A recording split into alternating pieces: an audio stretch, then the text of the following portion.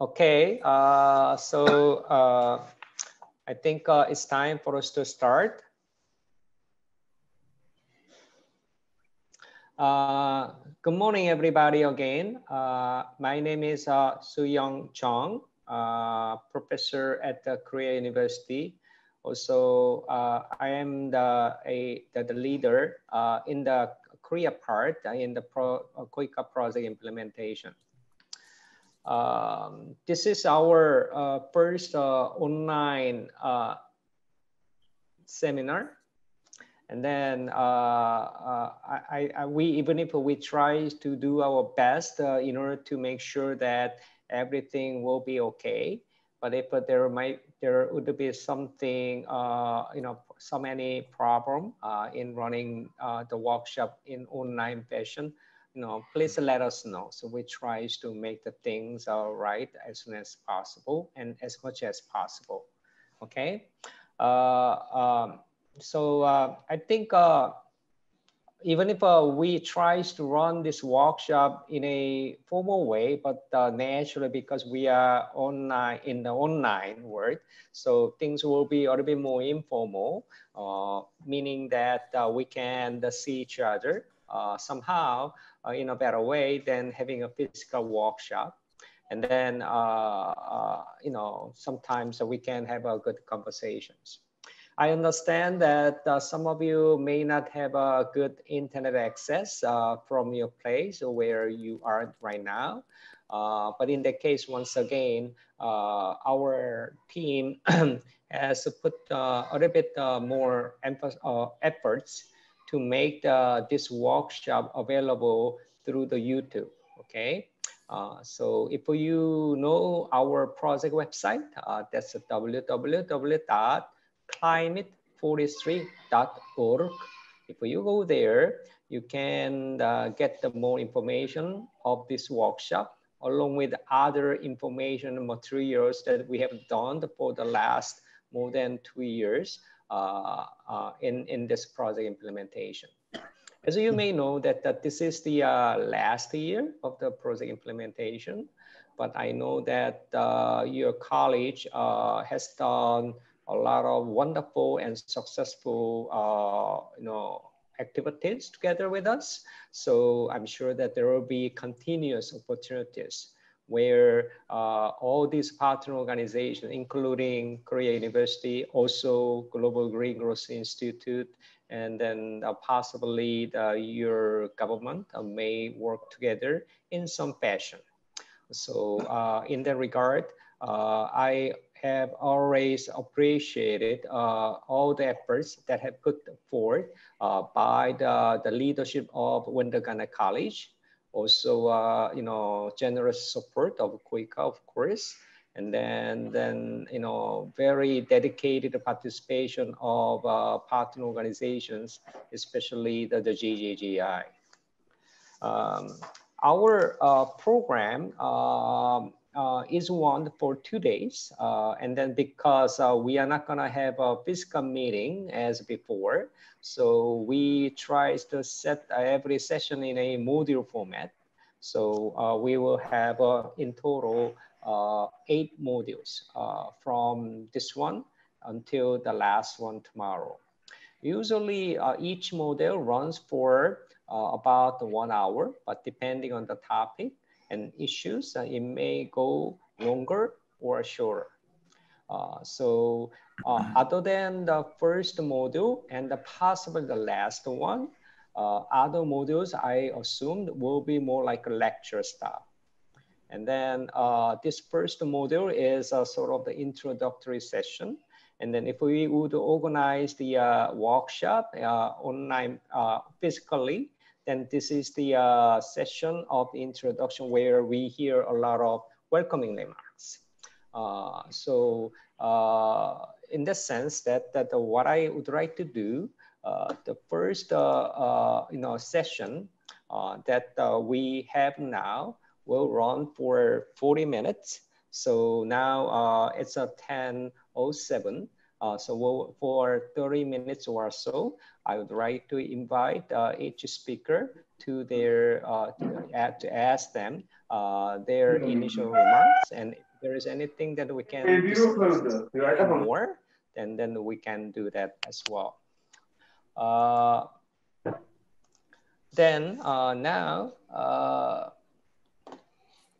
I can start with the speakers who are planned to give a speech. Let me be a little bit more informal because this is a small group having about 25 to 40 people inside. So I think we can be a little bit informal. As a first speaker, I actually would like to invite the Koika because Koika has been very generous enough to support our activities even this year. As happened with everybody, we are experiencing a very difficult situation because of the COVID-19. So there are a lot of restrictions. And then even my team has not yet visited Ethiopia yet because of the coronavirus issue.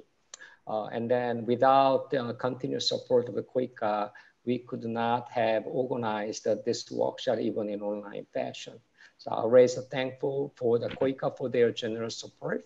And then today, initially, country representative of Koika, Mr. Dong-ho Kim, was supposed to give his remarks, but he was called by Koika headquarters to another unavoidable meeting now. So instead of the Mr. Kim, Deputy Country Representative, Mr. Seung Hwan Shin, kindly agreed to give remarks on behalf of Mr. Kim. So now I'd like to invite Mr. Shin for his remarks. Mr. Shin, good morning, and the floor is yours. Yes, thank you. Thank you for the kind introduction, and once again, apologies to all the participants for the absence of our country director Dong-ho Kim. Dong-ho Kim is now being called by the headquarters for the some organizational-wide conference call, so he was not able to join this meeting. So instead of him, I would like to make some opening remark on this workshops. Good morning, the faculties, members, and students of Hawassa University. It is my pleasure to join this workshop second time, but this time through online. And I would like to also take this opportunity, thanks to Hawassa University and Korea University for organizing this workshop under circumstance of coronavirus. Under this situation of the coronavirus, we are suffering a lot with the lockdowns, and we are also seeing interesting pictures on the news these days. Wild animals roaming the street of the empty cities and falling population levels. Indeed, the current lockdown in response to the outbreak of the COVID-19 around the globe has immediate effect on the environment and caused the decrease in global CO2 emission by air and on the road. The world has cut heavily on travels. Full lockdowns has pushed the global electricity demand down by 20% or more, according to the international energy agencies. So a lot of the analysis currently are now telling us that the emission this year will fall by 4 to 8%, somewhere around the 2 and 3 billion tons of the greenhouse gases. However, I think there is no reason to be cheerful about this, because the pandemics and its consequences may seriously set back climate actions around the world. Although the COVID situation and climate change both are the global emergencies, government and people's response to the COVID-19 and climate changes differently. The COVID-19 pandemic requires short-term coping. Peoples and policymakers have taken drastic measures to flatten the curve of the infections. Climate change is also the global emergency too. And the global emergency is set to cause more than 250,000 deaths per year due to the heat waves and severe drought and sea level rises. As global warming continues, the prospective negative impact on global impact on all beings are accumulating. If the unabated climate change is likely to reach the dangerous tipping point in our Earth system with devastating consequences for the future generation. However, the climate change is not still perceived and responded to as a global emergency, as I observed, at least not comparably to the degree of the responses observed to the coronaviruses. Even worse, the current pandemic could destroy the momentum that the climate movement that has built up over the last years by taking away public attentions. The last year, the decisive UN climate change conference in 2020,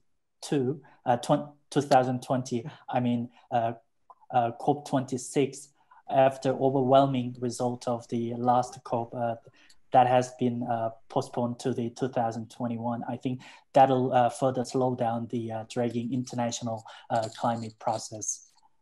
Moreover, the decrease in the emission, I don't think that it will last for long. Now that many countries are lifting their lockdowns, emission will rise again, both caused by the catch-up effect and by the people's returning to old habits, such as frequent flying. Furthermore, several government has announced the intention to bail out the aviation and fossil fuel sectors, which will significantly contributing to the increased pollutions. Clearly, COVID-19 affirmative side effect will not be enough to mitigate the global warming, but from a climate perspective, lockdown is not even a sign of relief these days, I guess. Just as the pandemic, just as with the impact of the climate changes, countries of the global south, including Ethiopia, especially hit hard by the pandemics. Now the infection cases in Ethiopia is significantly increasing. So now they have to fight against both consequences of the COVID-19 and the devastating impact of the climate changes. Many countries are also facing multiple vulnerability, such as the limited access to the water and sanitation, weak or extremely stretched health system, higher level of the poverty, weak institutions, and an absence of the social safety net. These additional challenges and financial losses will further restrict the leeway of the government for Ethiopian government to continuously implement the internationally agreed climate change and sustainability goals. Development cooperation like us, COICA, needs to respond to this dual crisis and has to step up the support to the most vulnerable societies, I guess. The climate change crisis may not yet be visible as the current pandemic, but the need for action is just as urgent, I guess. 1 year of the decreased greenhouse gas emission is not enough to get on track. The long-term solution and the policies are needed, as well as the systemic changes to align our economic system with the global common good and update our democracies to better safeguard the society against the future crisis, for instance, climate changes. So it is high time, I guess, to align our politics with the sustainability and upgrade climate actions to the public goal. And currently, it is great satisfying for me to see the Ethiopian Prime Minister, Dr. Abiy, initiated nationwide tree planting, and the nations are going to plant 5 billion trees this year to fight the climate changes and to improve people's life and well-beings. And that is amazing. And that the campaign started weeks ago, and I saw some of the activity ongoing, and it is very satisfying to see them. And forestry. plays the important roles in both adaptation and mitigation, as they provide the local ecosystem service relevant for adaptation, as well as the global ecosystem service for the carbon sequestration that is relevant for the mitigation. So forestry conservation and restoration of the degraded ecosystems are a large part of the solution to the climate change. And the Paris Agreement and recognize the role of the forestry in the mitigation and adaptation of the climate change.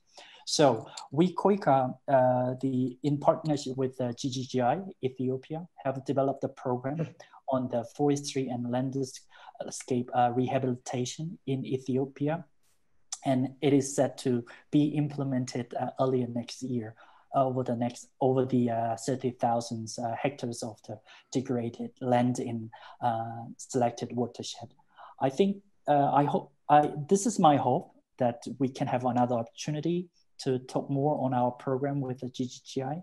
And I hope that this training workshop will be useful for you to build some good knowledge, a good understanding of the current knowledge on the climate change and engage your brilliant mind into the fruitful discussion. That is all. So with that, I would like to finish my presentation and thank you. So over to you, Professor Jung.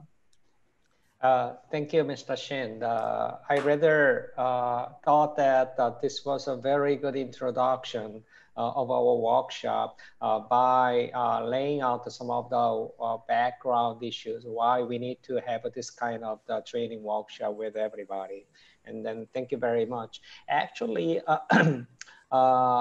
you may not know that corona, virus matter, COVID-19, has raised a lot of concerns to the climate world in a sense that there might be less interest in the climate change issues, and therefore there will be less support, even the financial support to deal with the climate change because of the coronavirus. There used to be a lot of concerns about this.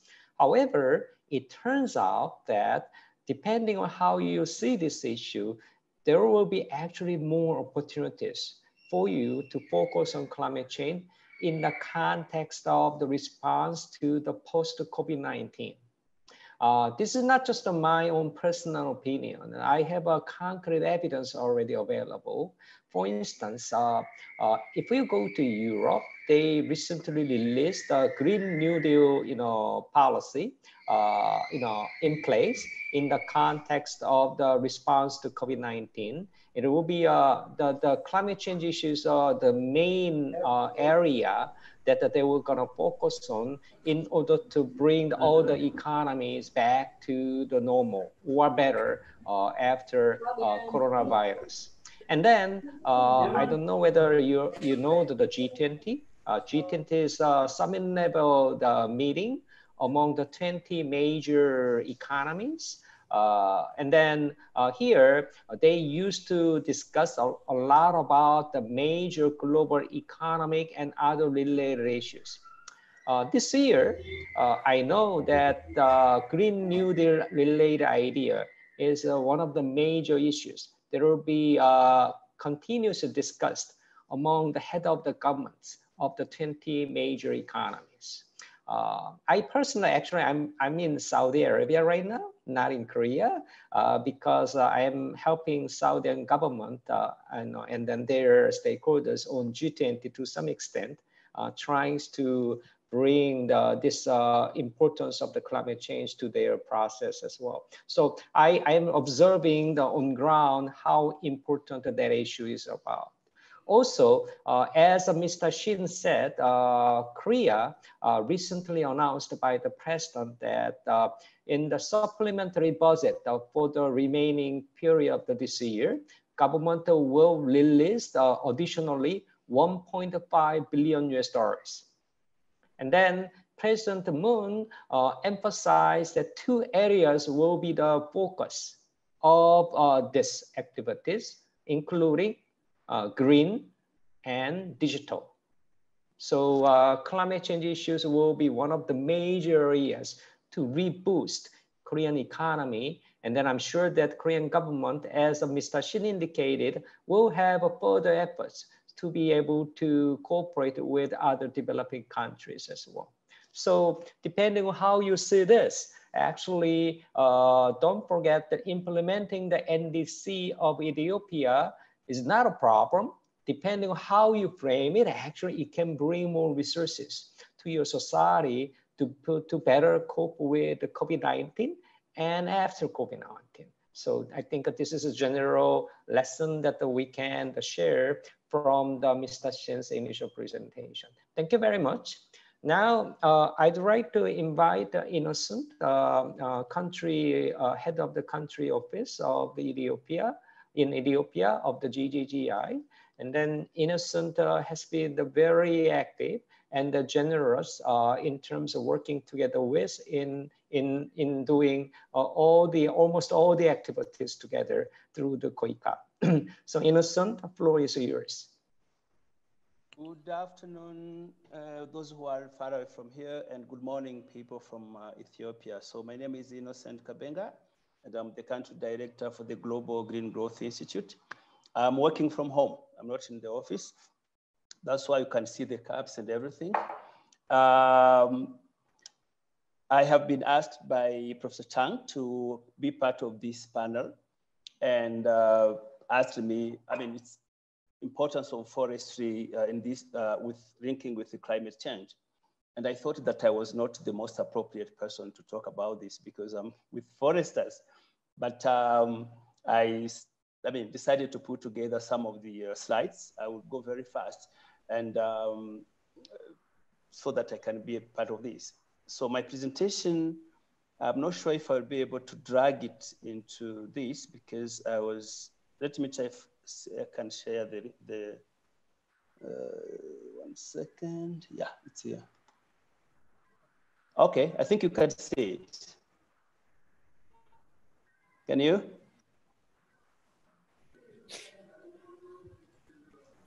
We can see it and then.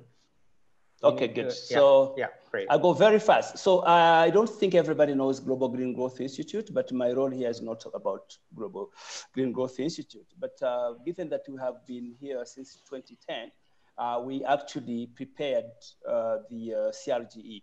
As a GGGI, we hired a team of able people. We worked with the government institutions, and we prepared CRGE as a strategy overall for the global, for the green growth in Ethiopia. And you have been helping in implementation up to today.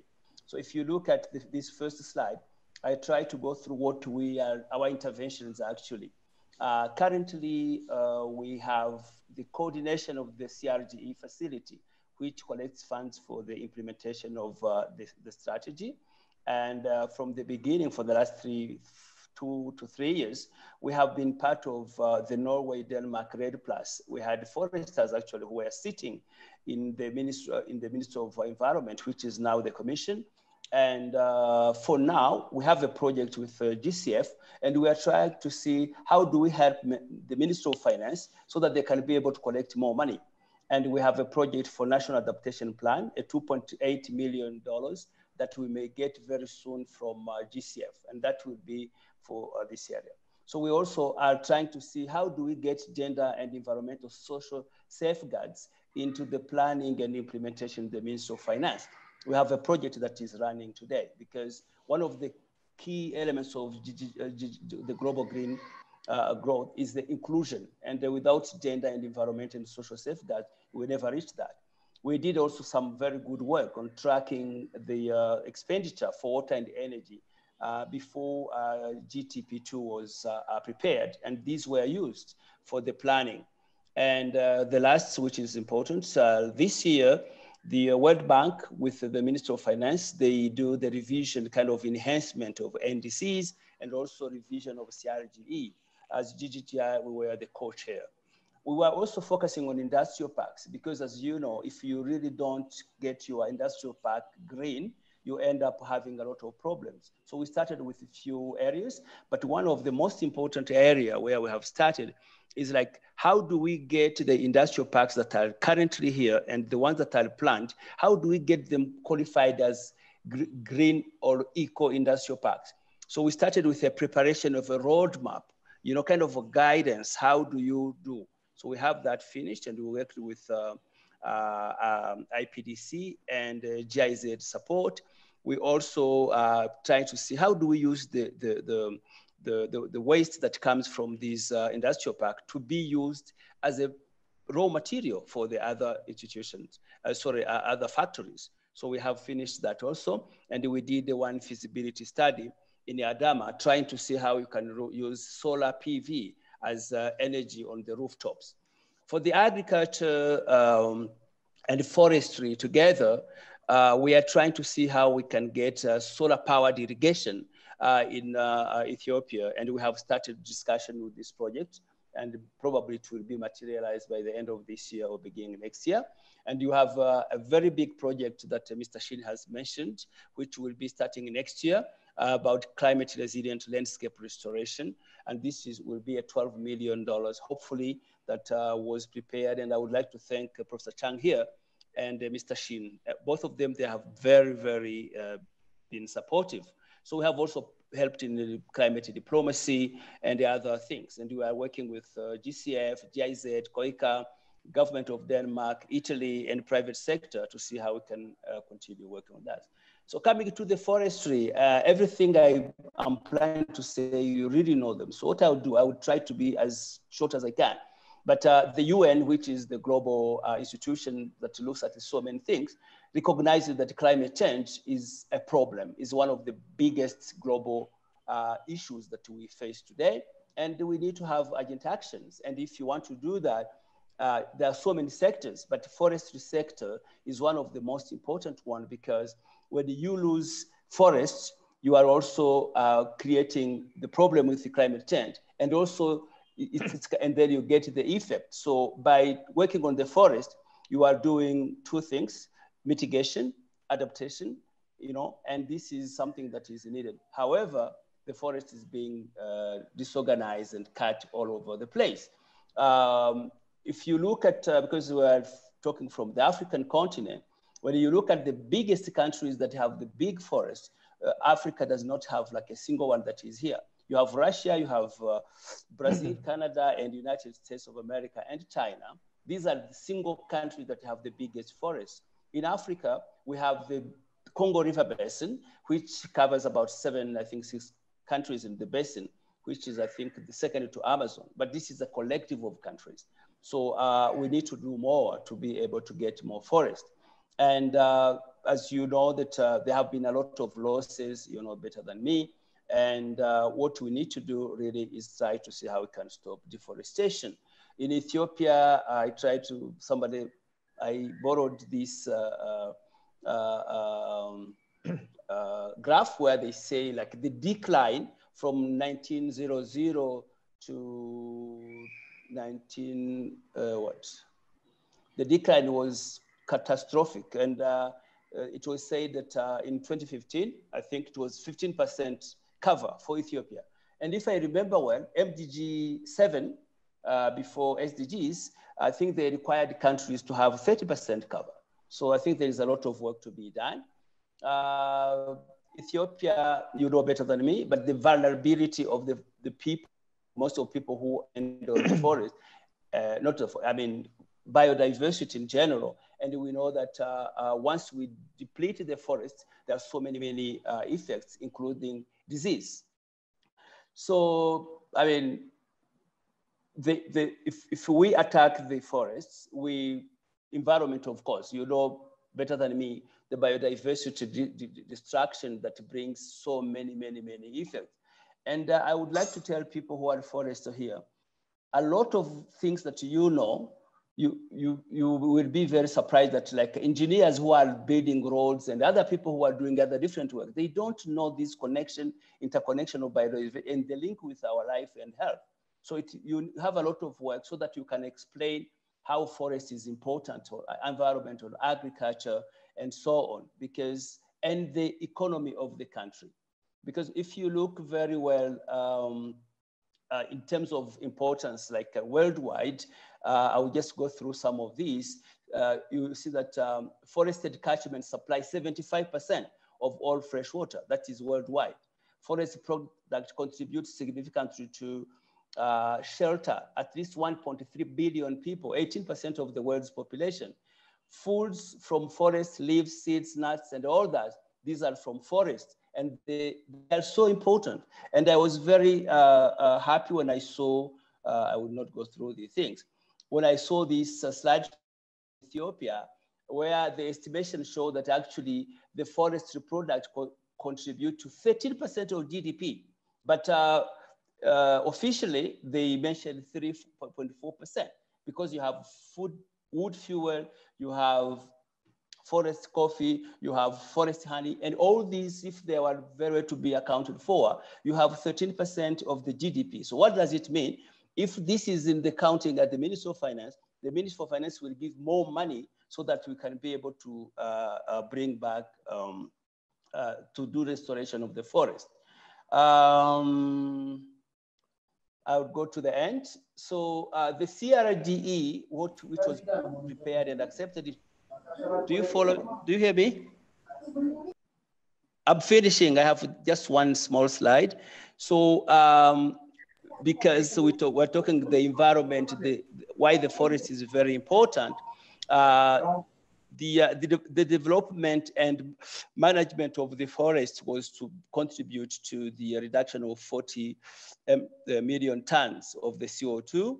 And also what we planned was to reduce really the demand for fuel wood. Fuel wood is still very important here for cooking. So we need to switch from the using fuel wood to other sources. Some countries have really started using gas. Gas is not very expensive in Ethiopia actually, but if you go to rural areas, it's still expensive. So we need to do something to make sure that we really shift from using firewood to other sources of clean energy.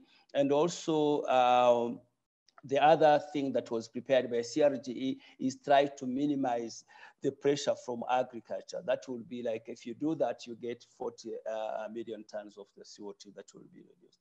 And when you put all these together, you have the development, and then you will be reducing the emission. You will have resilience. And then when you add them all, you get what we call green economy, where GGGI and Korea University and Hawassa University and everybody who's here is trying to contribute to.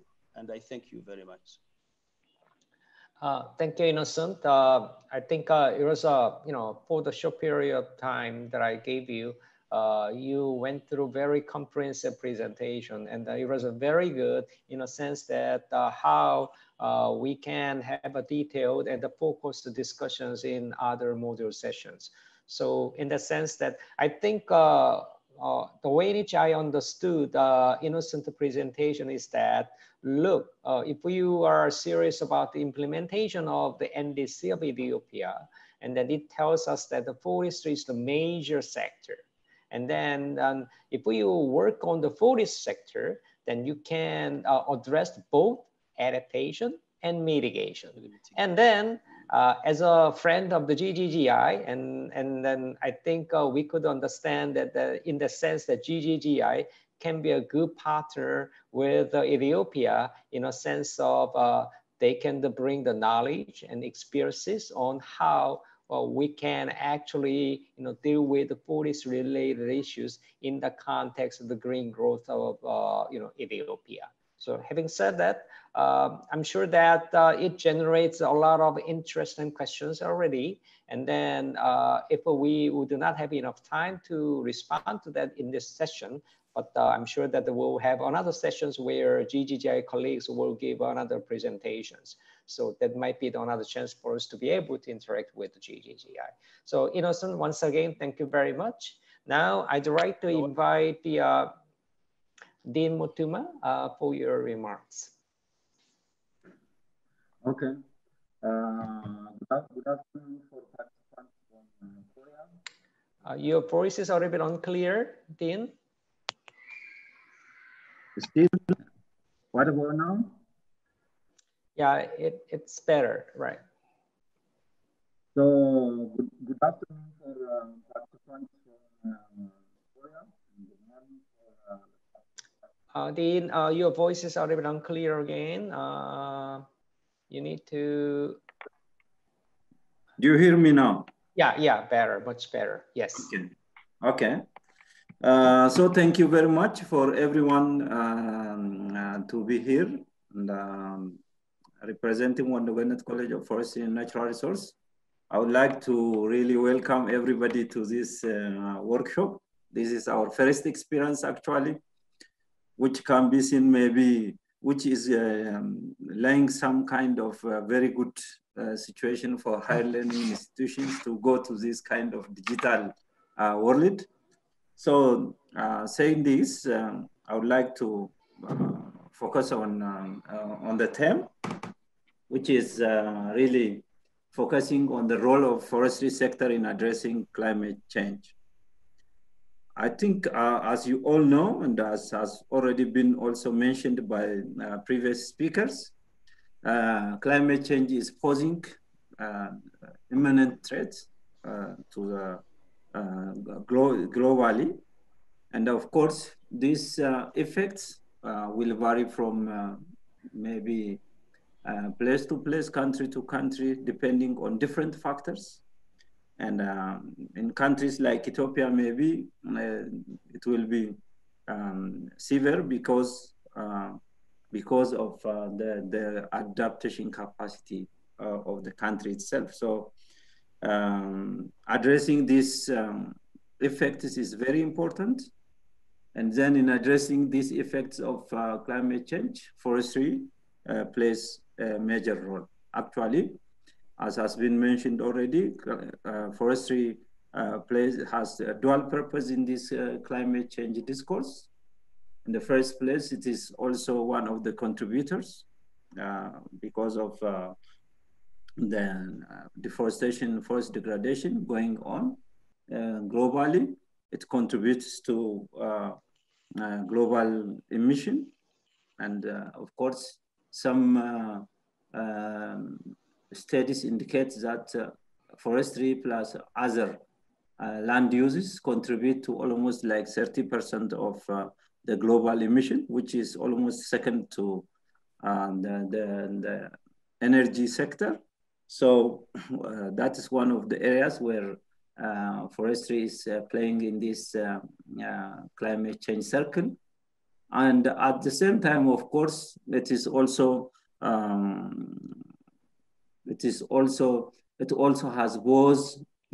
plays both mitigation and adaptation role.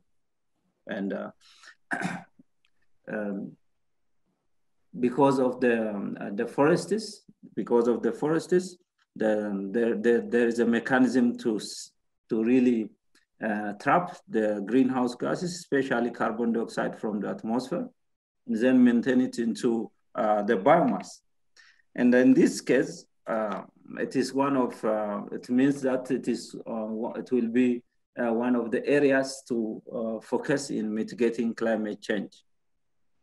And when we come to the reality in Ethiopia, the forestry sector itself is the second largest contributor, contributing to like almost 37% of the greenhouse gas emission based on the CRG, which Mr. Nocent was mentioning earlier. So we can see the huge role that this sector is playing. It's because of many drivers actually. Looking into some of the direct drivers, it's especially the expansion of agriculture, the small scale agriculture into these forestry areas, causing for deforestation.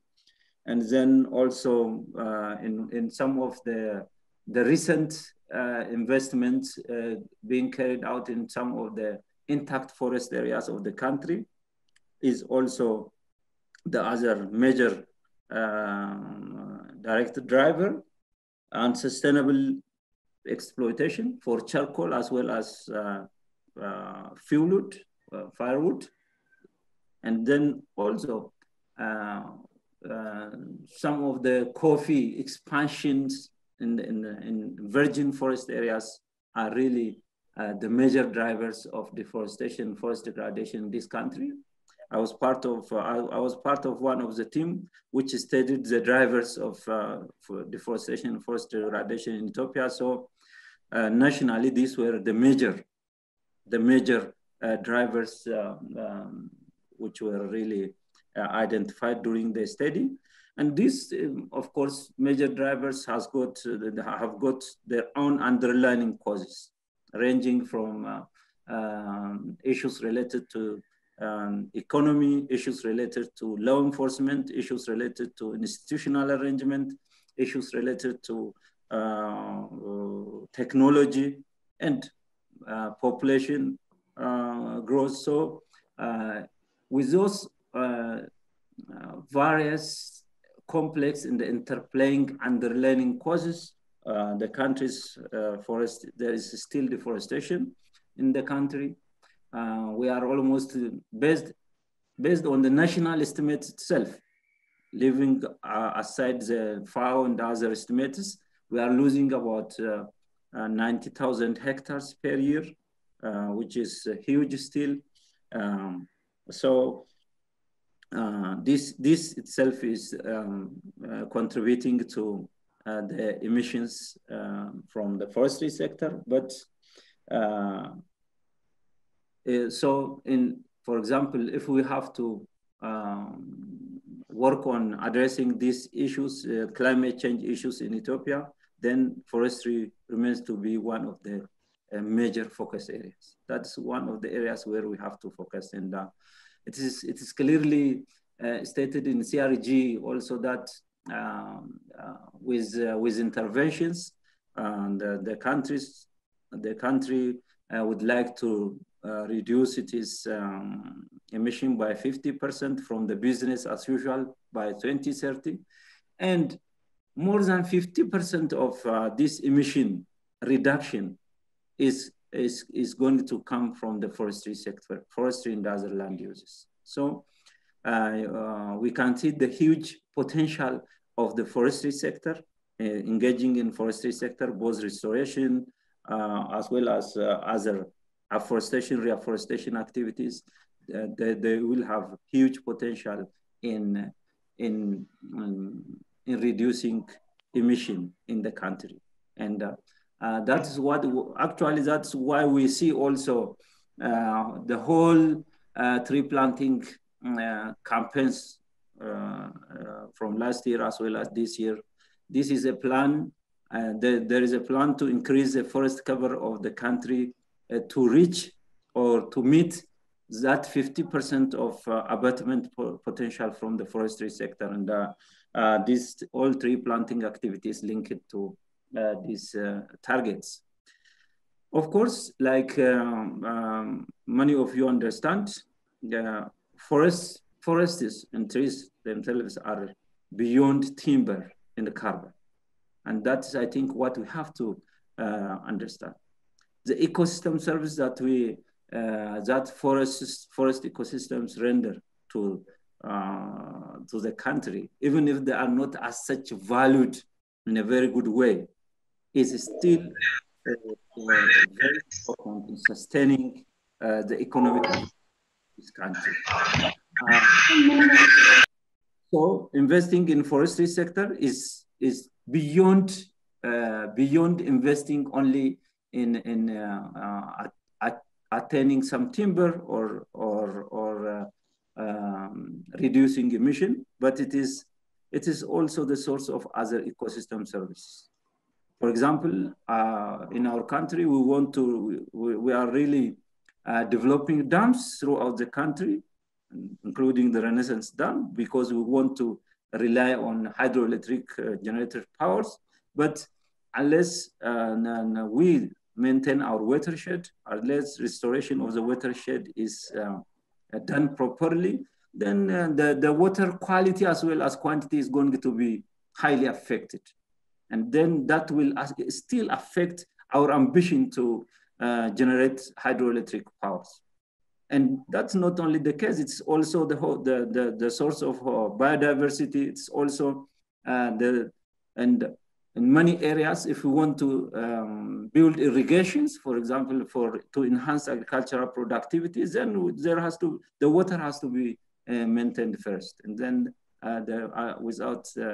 without maintaining our watersheds, I think those ambitions will still will remain to be an ambition, and therefore the message that I would like to convey is one, the forestry sector is a very important sector to invest in combating climate change also in Ethiopia. And that's why we are really putting over 50% of the abatement potential. And then that is why we are trying to focus on it. And then the other most important thing is we have to look beyond only timber and carbon by investing in forestry sector. It is about sustainability of the economic development itself in general. So this actually one of the things which we mostly overlook, and which I would like to bring to the attention of this audience is, in most cases, we talk about the role that forests can play in combating climate change. And I rarely see researchers that focus on how the forests themselves are being affected. How is the biodiversity itself affected because of the climate change in Ethiopia, for example? Unless this is bringing like a kind of enhanced growth dynamics, it means that unless we know how these different species in different biomes are coping with the climate change itself, I think talking only about the role will be difficult. So I think this project, with this project, which is focusing on climate and forests, supported by COICA and the other partners, is very important in supporting the research in these areas. It was very important in supporting the research in these areas through capacity building capacity of our laboratory, also enriching the curriculum, as well as awareness creation, not only at our college level, but at regional as well as national level. So that was very important. It is something that we have to keep moving, and I think that was a fruitful collaboration. Thank you very much. Thank you, Dean. Yeah, we cannot, give you a, big round of applause together, but I'm sure that we are doing that. Thank you very much. So I understand that we already exceeded, already allocated a time for this module session. So let me just wrap up the session. If you have questions, you have a chance to raise them in on other module sessions as well.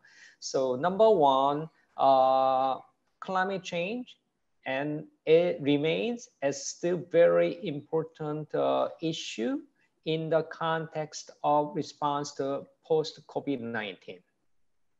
Number two, forestry is important in the context of addressing climate change, mitigation, and adaptation context. Number three, I think I'd like to emphasize this again. I'm sure that everybody now understands what it means, but as I found as an expert on climate change, I'm not a forester. There has been divided group of people who used to work on climate change. There is another group who used to work on the forestry. There has been actually less interaction between these two groups. That happens not only in Ethiopia, in everywhere. And so what the speakers in this session emphasize that you have to look at climate forestry. When you look at forestry, tries to address forestry in the context of the climate change, mitigation and adaptation. And finally, then you can design the issues in the context of growing your economy. Some people call it as a green growth. Some other people call it as a low carbon development. You know, it depends on how you call it. And then here in Ethiopia, that's a CRGE. So there are very important lessons, not only for the teaching, research, also government policy implementation as well. So having said that, I'd like to thank very much for the three speakers for your wonderful opening of this training workshop. Unless you have any final words, I'd like to close this session. So Mr. Shin, Innocent, or Dean Motuma, do you have any final words to add? No? Yes? Okay. All right. Then this is the end of the first session. And then we will go straight to the second module session. Okay.